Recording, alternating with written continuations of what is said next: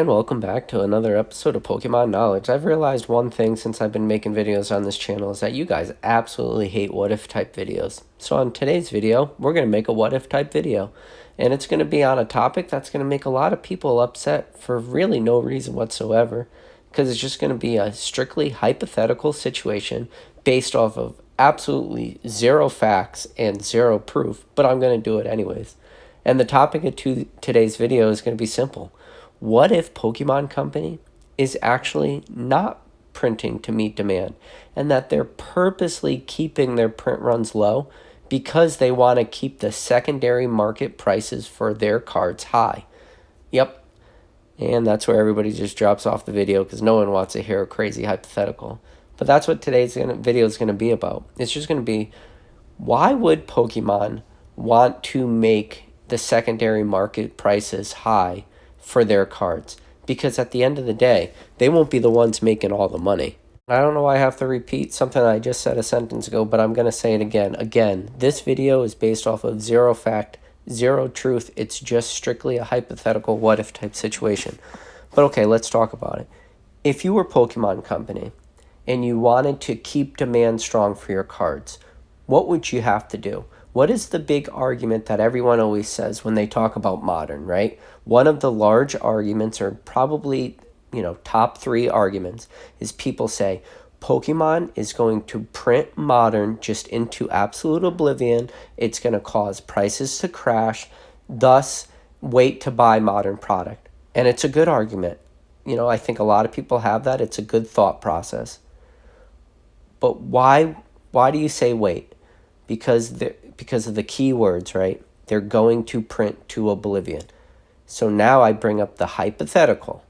What if they don't print to oblivion? What if Pokemon Company has a bunch of really smart, I don't know if you want to call them business majors or market majors or people that are strictly trading card game, like expertise, and they looked at past trends for every single bubble that has ever happened in the history of all trading card games. What if they went back and they looked at like 1990 junk wax era for baseball and sports cards, and they said, okay guys, look at what happened in 1990s. How can we prevent this from happening to us? They would say, what is the main reason that those cards from the 1990 junk wax era for sports and baseball in particular, why did all those cards prices crash? And I'm guarantee you the first person that raised their hand said, well, they printed all the sets to oblivion. And you had like Topps and Don Russ and Upper Deck and Flair and you name it, right? Like all these different sports card companies were just printing as much as they can and flood it to market. Where Pokemon is already lucky because they're the only ones that print for Pokemon. Yeah, they have a couple printing factories, but when it comes to single companies, it's just Pokemon. So if they looked at all that and they said, well, what would have happened if all this junk wax era didn't get printed to oblivion? Would that potentially have kept prices down? And I'm sure some people said yes, some people said no. I'm sure there was a lot of internal debate and internal discussion if this hypothetical situation played out. But so then when people talk about modern Pokemon, that's something that always comes up is print runs, tons of product. What if Pokemon is artificially not printing as much as they can because they understand that one of the major ways to drive demand is to have your product have a high secondary market resale value? Because if a product has a high secondary market resale value, people are going to be much more inclined to buy as much as they possibly can at retail because of those secondary market prices. And I think we see this happen in the opposite way a lot of times with Magic, right? I'm not a huge Magic guy. I don't pretend to be. The very little bit I understand about Magic is that Magic is very anti-secondary market prices. They want to print as much as they can of a product and try to keep the prices down, mainly because Magic is such a TCG, based strictly towards the players. They really couldn't care less about the investors, or at least that's what they say, PR-wise. And that's one of the reasons Magic's secondary market prices are lower. But what if Pokemon says, okay, right now, currently in this market, with a strong secondary market, the demand for our product is at potentially the highest it's ever been. Yeah, you can look at different points in the history of the hobby. Probably go right to like 1999, maybe 2016. But listen, 2016, it definitely wasn't the type of demand we're seeing, and it definitely wasn't sustainable demand that we're seeing. We've already seen this demand go all the way from 2020 into 2021. Here we are already in May of 2021. The hype that is for Chillin' Reigns is already crazy. We've got the Eevee Hero set coming up. That hype is ridiculous. And if Pokemon doesn't screw it up by any sense of the imagination, the 25th anniversary set is going to be absolutely bonkers. The demand for that thing is going to be crazy. And that pretty much, between Chillin' Reigns, Eevee Heroes, 25th anniversary, that brings us into October 2021. Then you got the Christmas season and all the holiday season, November, December. Demand's going to be super high right there. That brings us right into January 2022. And who knows what set gets released after the 25th anniversary.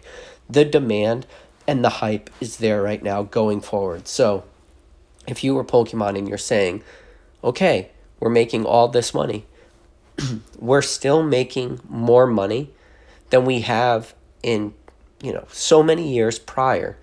How can we sustain this growth? And that's the big important word, right? Is sustainability. How can you keep it going? Because sure, it's very easy and very short-sighted to just say, okay, hype is there right now, today, this moment. How can we capitalize on this moment right now and not worry about the future? Sure, the easy answer for that is just to print as much as you can and flood the market until eventually you flood the market so much that you'll kill demand and there will no longer be a need for your product, or maybe not a need or such a want, but at least shelves wouldn't be cleared off. And you can say what you want.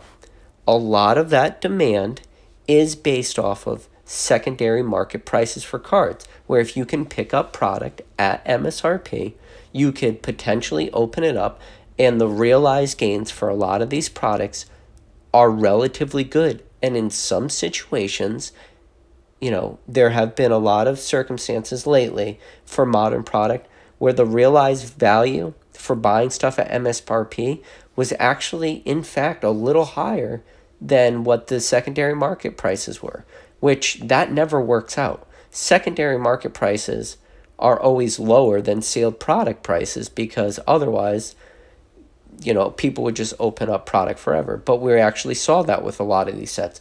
A set that comes to mind really quickly is Vivid Voltage, right? The single prices in Vivid Voltage, if you crack a booster box, your expected value was well above what you were going to pay MSRP for that, and you saw it creep up. And if you got super lucky and you pulled either the alternative art Pikachu or the hyper rare Chunkachu, you're talking big money right there. So what did we see with Vivid Voltage? Prices increased, and we never really saw like the huge reprint that a lot of people were expecting. So you got to ask yourself the question, well, why is Pokemon not printing as much as we think they are? And then I think a lot of people say, well, look at Battle Styles. You can still pick up Battle Styles on the shelves of a lot of stores.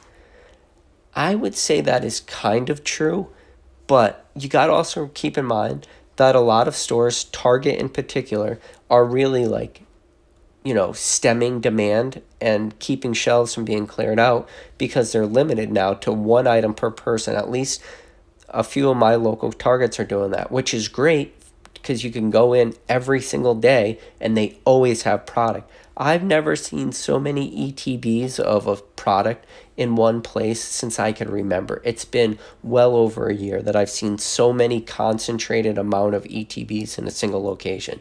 And at the two Targets I went to, they both had ETBs of Battle Styles. And that's just because they're keeping it to one product per person. And you got to keep in mind, sometimes, Targets get like hundreds of individual single pack blisters. At people going in only being able to buy one product a day, you're going to see a turnaround of products staying on the shelves for a pretty long time. But you got to ask yourself the question, well, is the demand not there, or is it just that it's artificially being stemmed by, quantity limits by these stores?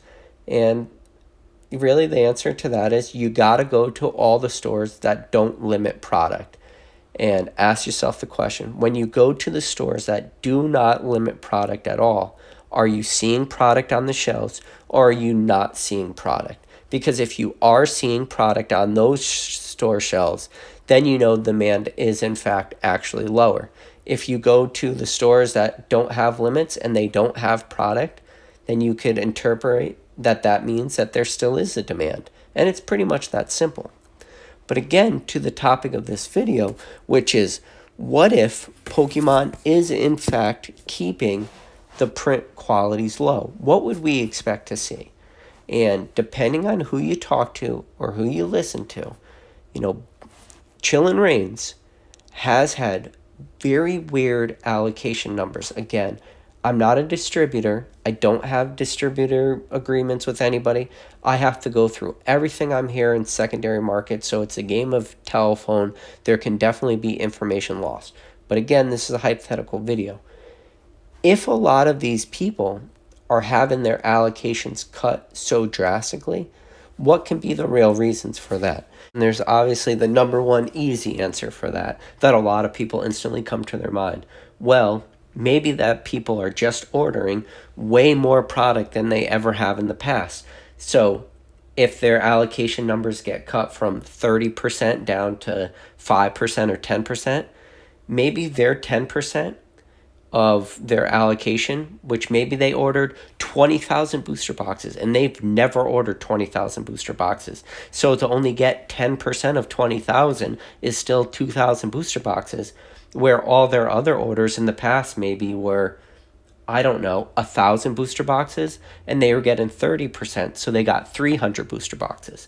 So those are the numbers. That's like the easy thing a lot of people have to say. Well, are they getting a lower percent of a higher number requested, or are they just getting a lower number in quantity-wise in general? And that's going to be the question a lot of people are going to ask, and it's probably going to be the hardest question to have answered, because you'll hear a lot of people always talk in percentages, never raw numbers. And if they do tell you, they'll just tell you like, oh yeah, I ordered double or triple or quadruple or a 5-time or 10 times more than I normally order. They're probably not going to give you like the exact details, so you'll have to do a lot of that speculation yourself. And you got to look at a lot of battle styles and Vivid Voltage and the sets that just came out. Shining Fates, Champion's Path, all these sets, right?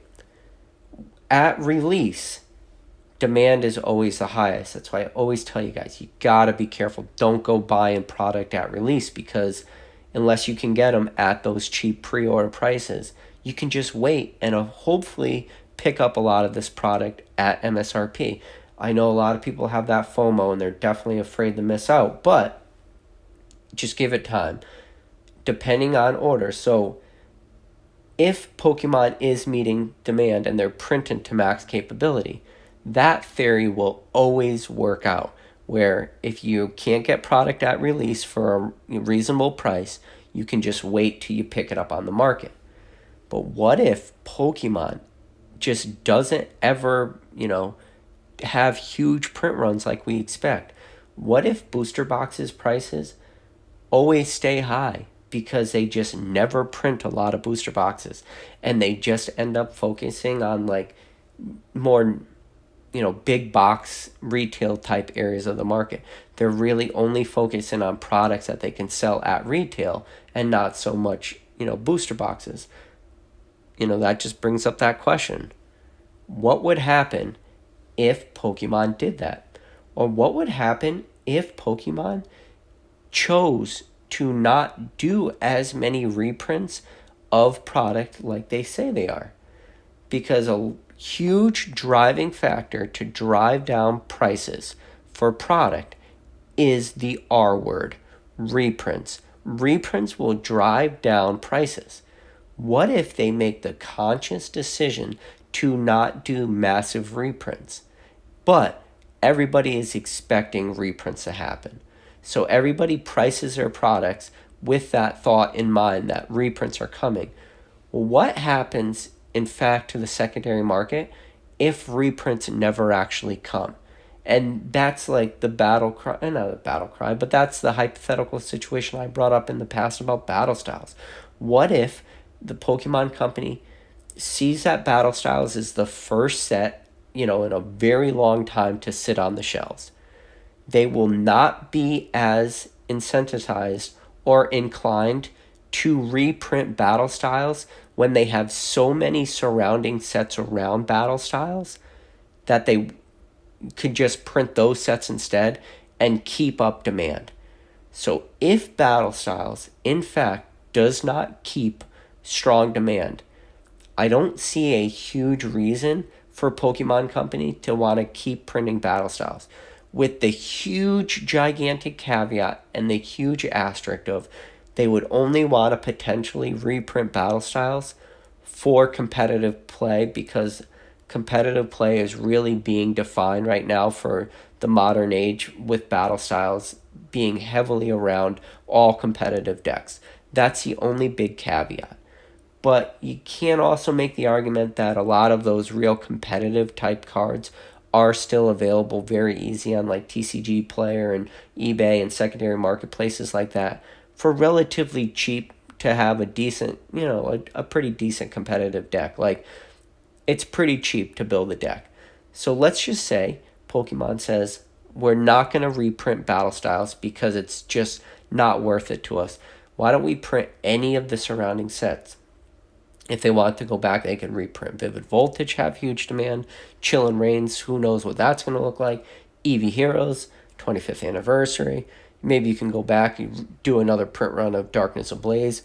Who knows how far you want to go back? Do you want to go back to Sword and Shield, Rebel Clash? Do you want to even go further back? Do you want to dabble back in the Sun and Moon for whatever reason? Because right now, I've said in other videos, any Sun and Moon set you want to touch is gold.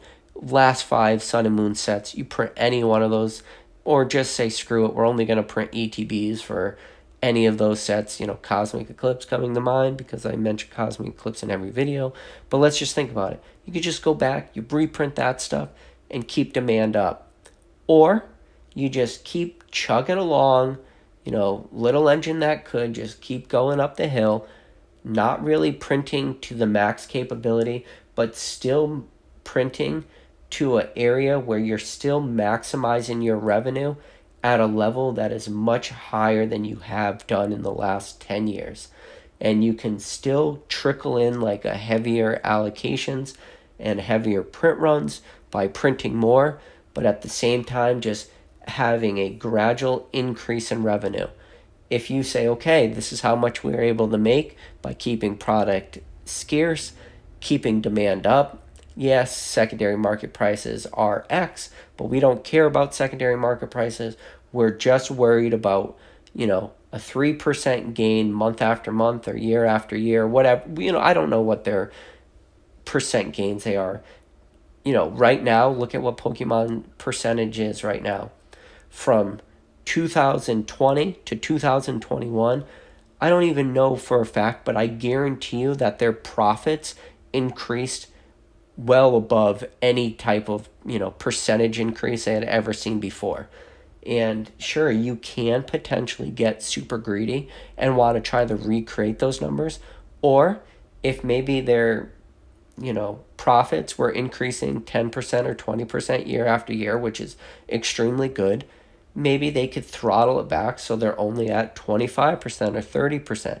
Because you got to keep in mind, Pokemon as an IP is not going anywhere. Pokemon as an IP will outlive me and it will outlive you. It's going to keep going.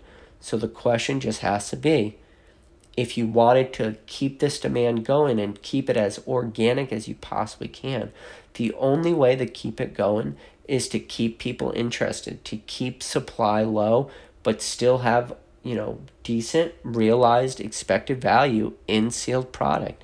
Because if you have that, people will always be incentivized to want to pick up as much as they can.